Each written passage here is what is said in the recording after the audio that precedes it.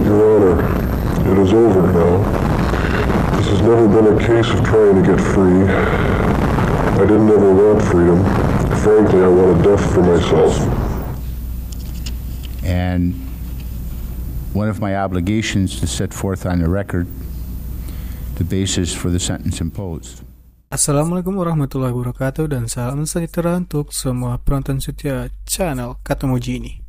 Gimana kabar semuanya hari ini? Semoga semua dalam keadaan baik-baik saja dan siap untuk menyimak kisah menegangkan yang akan kita bahas kali ini. Tapi sebelum kita masuk dalam dunia misteri dan kegelapan, mari kita santai sejenak dan sapa satu sama lain dengan senyuman. Jadi saya punya pertanyaan untuk kalian. Pernahkah kalian mendengar tentang seorang pembunuh berantai yang terkenal dengan kekejamannya di Amerika Serikat pada tahun 1990-an? Yap, dia adalah sosok yang memicu ketakutan dan keguncangan di seluruh negeri dengan serangkaian aksi kriminalnya yang mengerikan. Namanya siapa ya? Namanya Jeffrey Dahmer. Dalam video kali ini kita akan menyelami ke dalam kehidupan dan kegelapan yang mengitari sosok Dahmer. Bersiaplah untuk terkejut, terpukau, dan mungkin juga merinding, karena kisah ini tidak akan membuat hati kita tenang. Jadi, pastikan untuk tetap di sini dan jangan sampai kelewatan sedikit pun dari pembahasan menarik kita hari ini. Saya janji ini akan menjadi perjalanan yang tak terlupakan. Jadi, siapakah yang sudah siap untuk memasuki dunia misteri Jeffrey Dahmer? Mari kita mulai.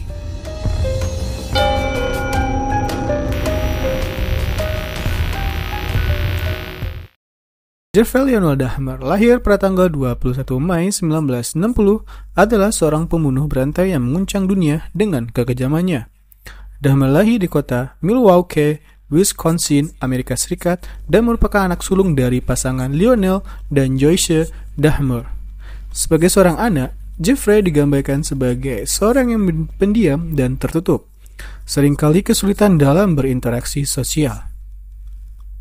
Masa kecil Dahmer tidak selalu mudah.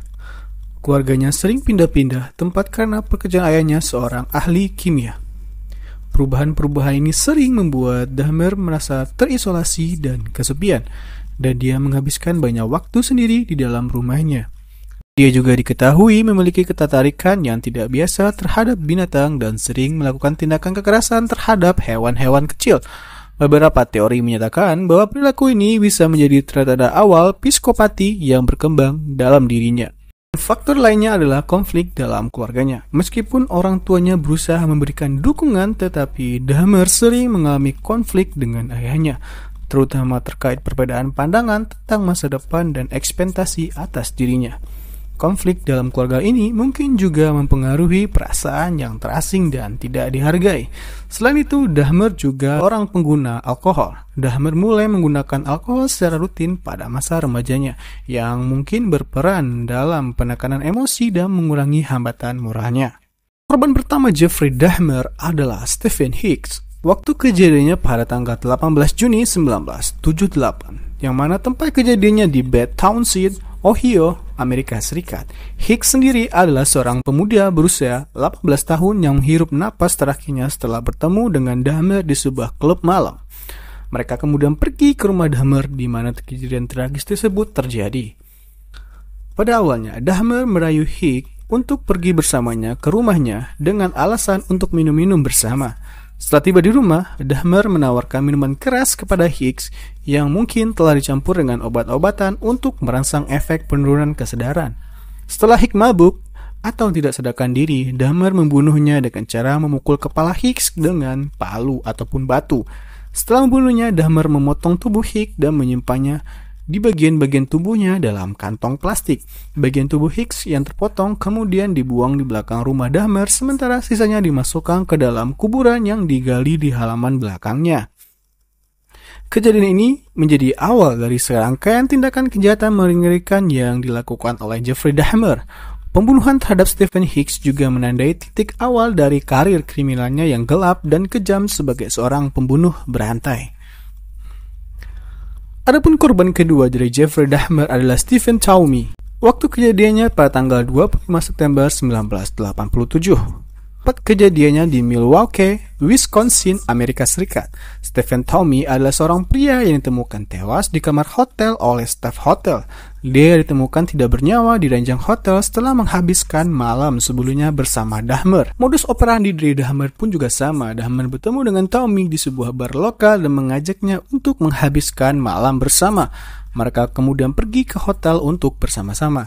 Setelah tibanya di hotel, mereka berdua minum-minum bersama. Setelah itu, tujuan dan motif pasti pembunuhannya Toomey tetap tidak jelas karena Dahmer tidak pernah memberikan detail spesifik tentang kejahatan ini.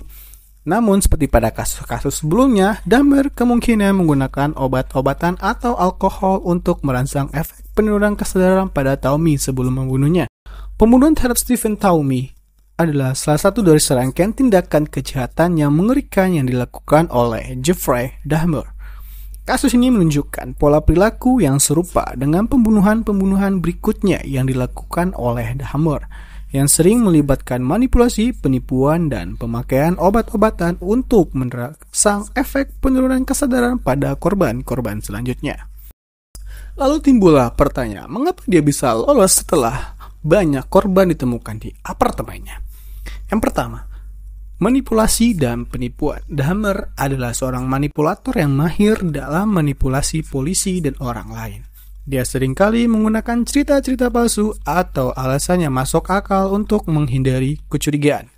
Yang kedua, kegagalan penegakan hukum. Ada beberapa kesempatan di mana polisi hampir menangkap Dahmer, tetapi tindakan mereka tidak cukup untuk menghentikannya.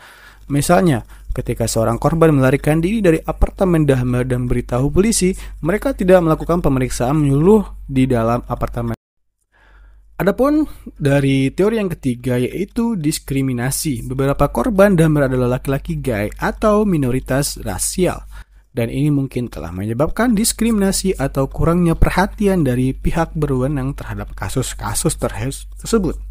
Jeffrey Dahmer dikenal telah melakukan pembunuhan terhadap sedikitnya 17 orang. Ini termasuk korban-korban yang ditemukan di apartemennya di Milwaukee, Wisconsin, Amerika Serikat, serta beberapa korban lainnya. Namun, ada dugaan bahwa jumlah sebenarnya korban yang tewas akibat tindakannya mungkin lebih tinggi, meskipun tidak semua korban dapat diidentifikasi.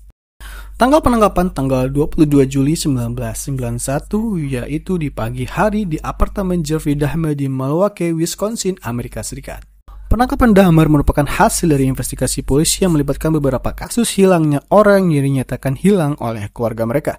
Investigasi tersebut semakin intens ketika seorang korban bernama Tracy Edwards berhasil melarikan diri dari apartemen Dahmer dan memberitahu polisi tentang kejadian tersebut. Polisi datang ke apartemen Dahmer dan menemukan bukti-bukti kriminal yang cukup menahan Dahmer. Setelah penangkapan Dahmer, polisi melakukan penyelidikan lebih lanjut di apartemennya di tempat-tempat lain yang terkait dengan kasus tersebut.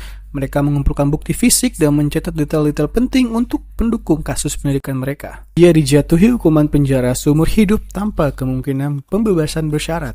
Setelah ditangkap pada Juli 1991, Dahmer diadili atas 17 pembunuhan yang ia lakukan. Pada tanggal 17 Februari 1992, ia dinyatakan bersalah atas 15 tuduhan pembunuhan dan dihukum penjara seumur hidup untuk setiap pembunuhannya. 2 minggu setelah dipenjara, Dahmer ditambahkan 2 tuduhan lagi atas pembunuhan. Ia dipenjarakan di penjara Columbia Protect, Wisconsin pada 28 November 1994. Dahmer meninggal karena luka-luka akibat serangan kepala yang dilakukan oleh sesama narapidana.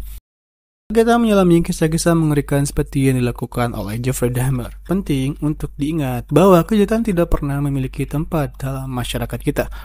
Melalui penelusuran ini, kita dapat belajar tentang kompleksitas manusia dan pentingnya mendukung kesehatan mental serta memperjuangkan keadilan bagi semua. Saya, Kato Muji, berharap konten ini dapat memicu refleksi dan diskusi yang bermakna tentang keadilan, kesehatan mental, dan keberadaan kebaikan dalam dunia yang penuh tantangan. Mari kita bersama-sama membangun masyarakat yang lebih aman, peduli, dan inklusif. Tak lupa juga jangan ragu untuk subscribe dan memberikan like dan membagikan konten ini kepada teman-teman Anda. Pastikan juga untuk menekan lonceng notifikasinya agar tidak ketinggalan konten-konten menarik lainnya di channel Kato Muji. Terima kasih atas dukungan dan partisipasi Anda dalam membuat platform ini menjadi tempat yang berharga untuk pembelajaran dan refleksi. Sampai jumpa di video-video selanjutnya. Bye-bye.